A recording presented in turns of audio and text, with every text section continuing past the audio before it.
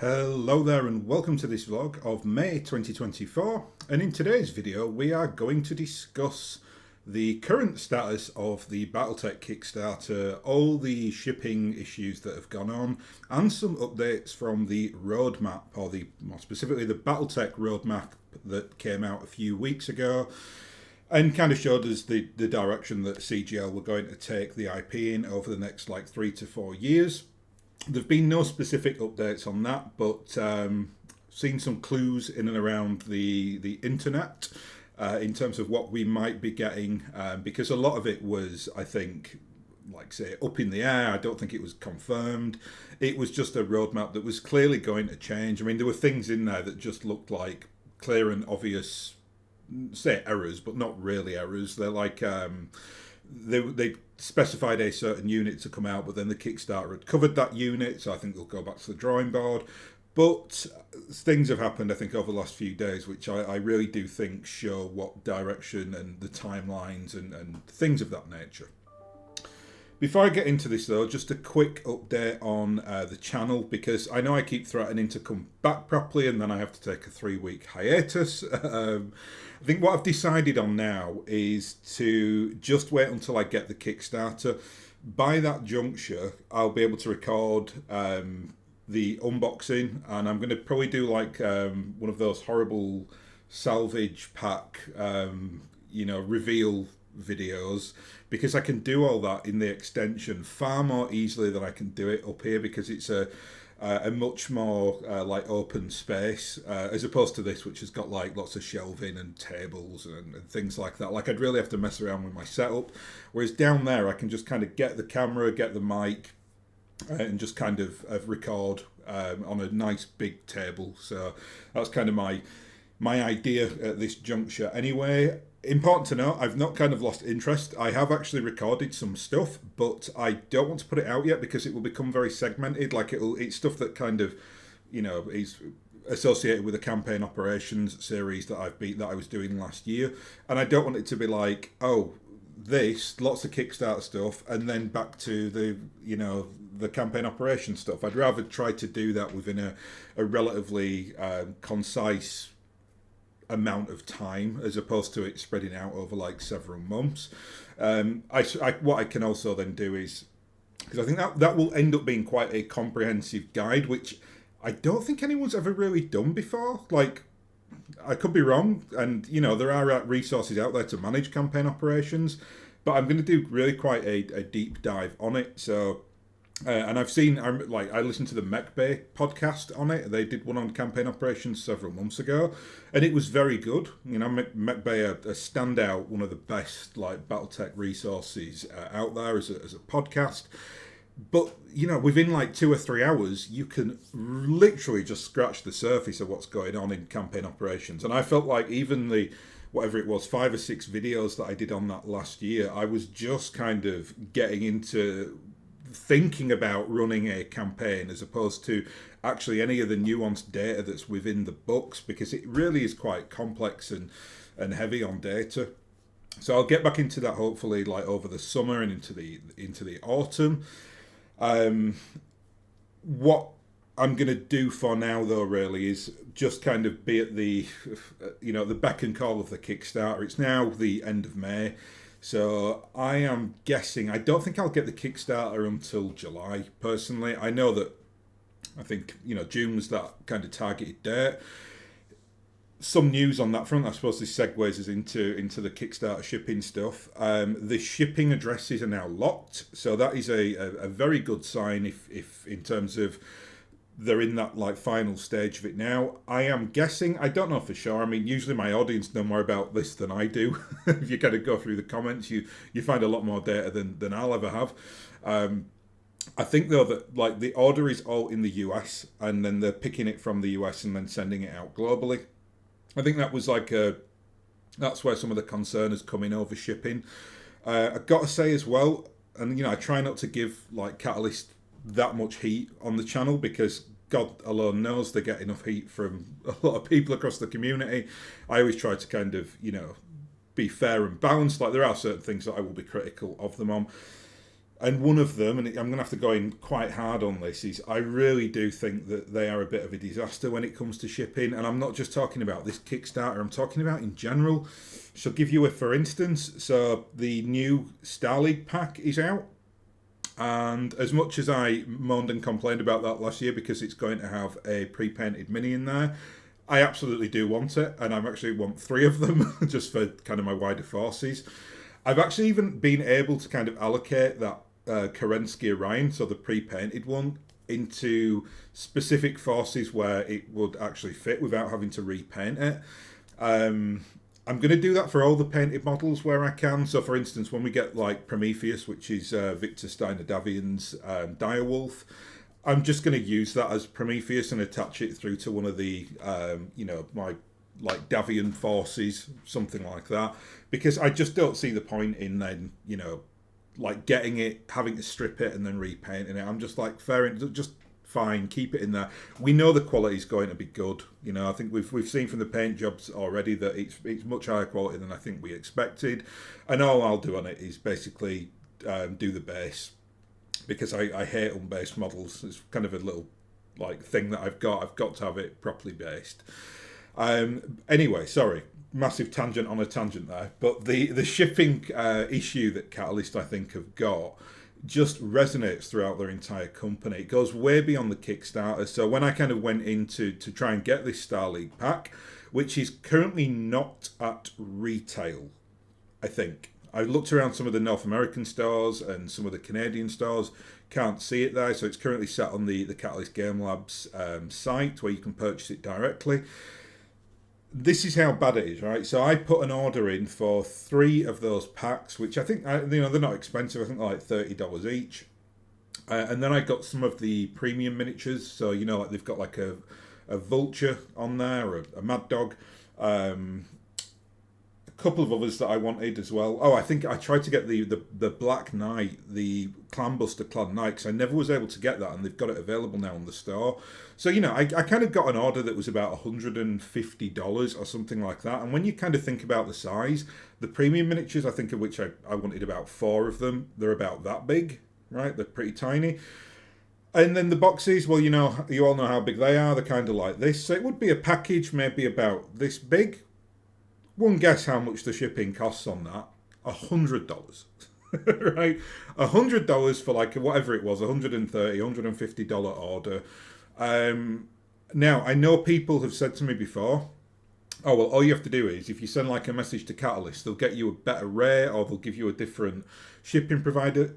This is immaterial. I'm busy. I don't want to mess around with a commercial outfit or a retail outlet. You don't have to do it for other gaming stores.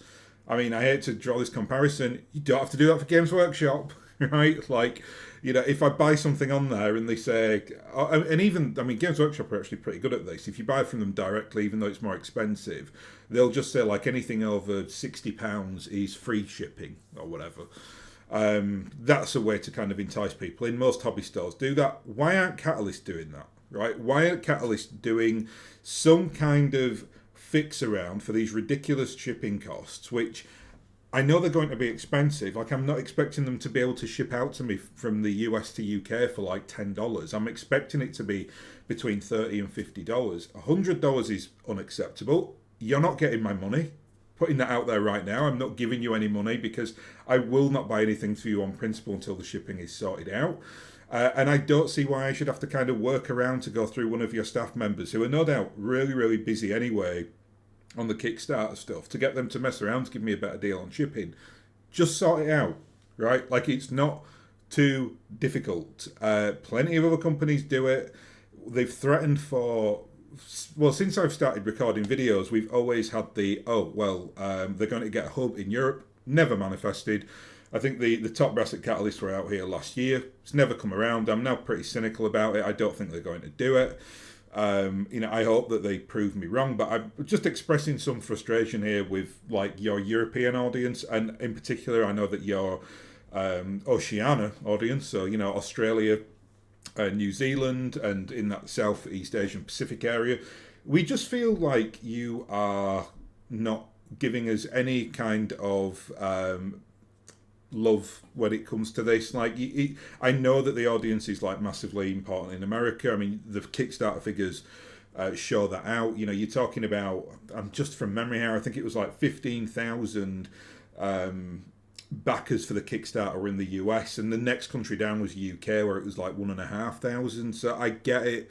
The American audience is massively important to you, but go and look at other gaming companies where the international audience really kind of ups their like revenue levels, because we are willing to pay for it, especially like in the UK, where this is kind of the heartland of tabletop gaming around here. And I'm in the heartland of the heartland because I live in a suburb of Nottingham. So Games Workshop's very close to me. So, you know, it's something that I will quite happily spend money on it, as will people in the UK, but don't fleece us on the shipping costs.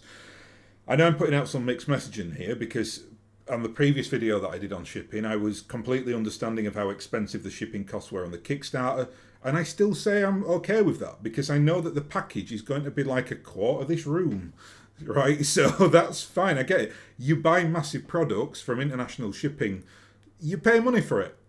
I'm completely aware of that. I buy a sofa in, you know, I don't know, Korea, South Korea, and get it delivered to me here. I'm going to pay a lot of money on the shipping for that. Or I'm going to pay more money for the product because the company pay the shipping costs within the price of the product, etc. But to just barefaced say to us, oh, it's $100 for a $130 order, is ridiculous. Like, no one's going to pay that. You are losing, hemorrhaging money from your core international base, because when I mean, again, I'm very much probably at the top end of stupid for what I will spend on hobby, and I'm not even willing to pay it. Not that I can't pay it, I won't pay it. So there you are. My rant is over. I'm going to have a quick sip of coffee from my big Davian mug. That's better. Now I can get back to being my usual even-keeled, calm self. Okay, rant over. So let's talk then about, very quickly, about what we think on the Kickstarter in terms of where it's going to come for people. Because, like I said, the order has now been locked in terms of your address, still not shipped. I do think, though, that we will get, in Britain, I would not be surprised at all if we got July, August deliveries at this point. Cool. And I'm fine with that. I mean, they said June initially. If it's like 6 to 8 weeks out from that, I really don't mind. I think the Americans will start seeing it much quicker. So I'm guessing, like, you know, give a plug to DFA here, Death from Above.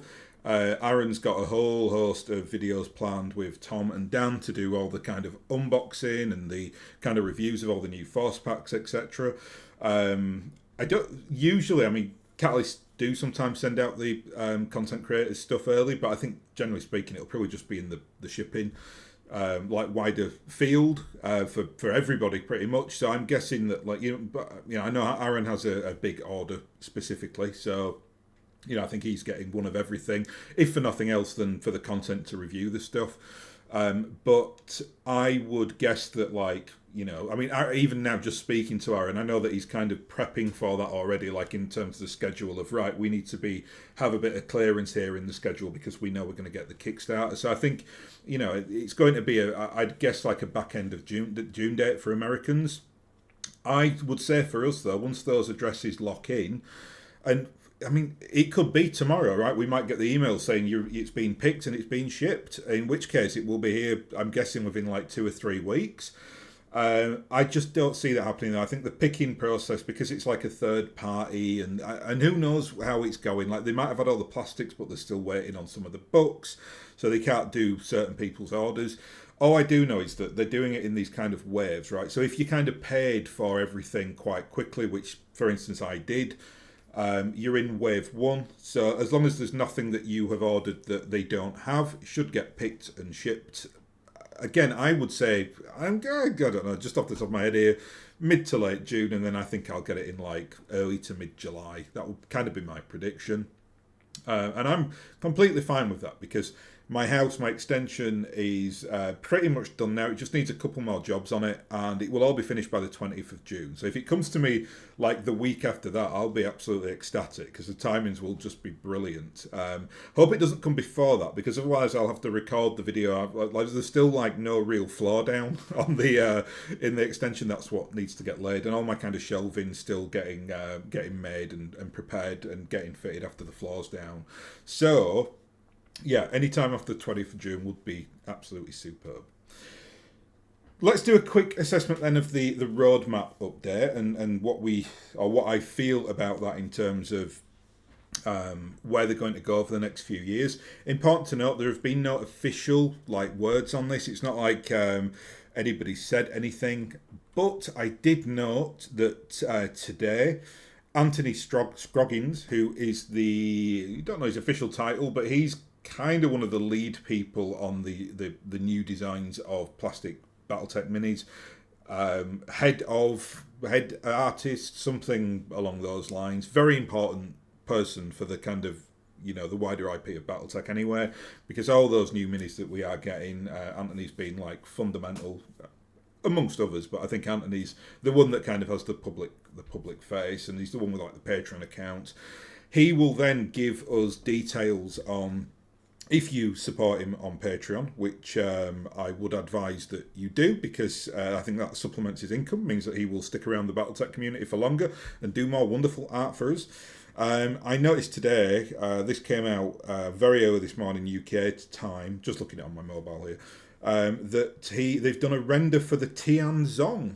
Tianzong is not a mech that I was really familiar with, because it's more a Dark Age mech, and it's a Capellan mech. And that's where it's interesting, because it's a Capellan mech. Why I'm saying this is because if you go back through the roadmap, you'll see that there were big black holes for the Capellans and the Free Worlds League. There was just no data on them whatsoever.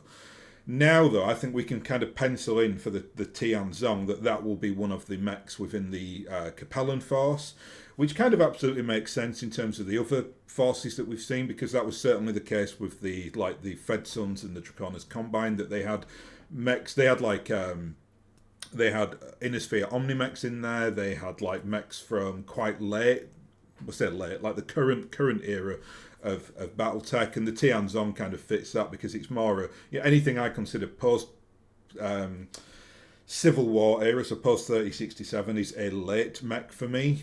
Not really, this is kind of an old mech now in the grand scheme of BattleTech, but yeah, that's where this will absolutely fit into that Capellan force.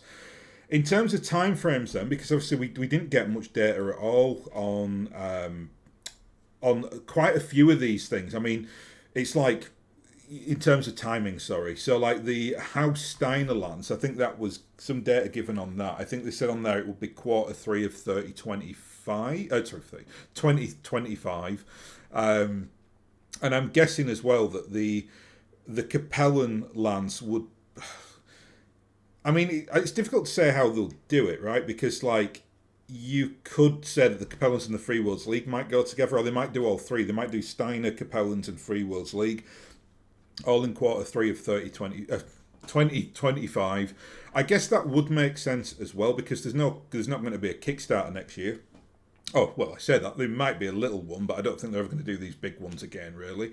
And that might be the way that they go next year in terms of their big like flagship project, which is to kind of get the rest of the house stuff done, or the Innosphere houses. And I think then there are other products as well. There's like the back end of all the mercenary picks. You've got like the 21st Centauri Lancers. What else is there? Is it the Elysian Lancers as well? I think they were doing. They're kind of scheduled for 30. I'm never not going to say 3025 instead of 2025. That's where my head's at, you see.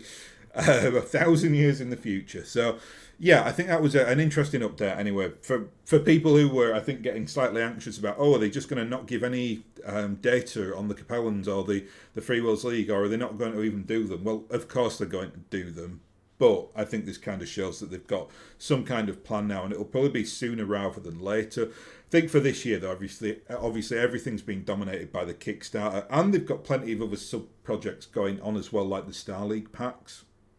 Don't mention that, because I know that I can't get it at the moment because of the shipping fiasco.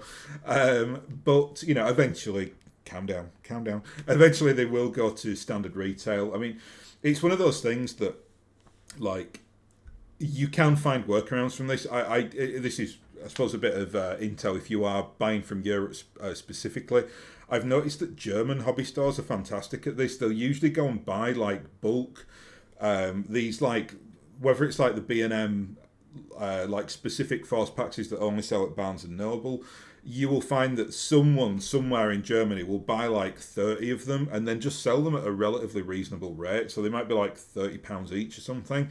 And then you don't get all the silly shipping. You know, from Germany to the UK, if you get a decent enough order, you might be paying like £15-20 shipping. So it's not too bad. It's just slightly annoying because I've kind of, all the UK hobby stores, they've just been like dead in the water for BattleTech content for months upon months and months. It's just, there's nothing. I mean, the last thing that my regular hobby store sold was the Hansen's Rough Riders box set, which is now, I believe, like over a year since they've had anything new.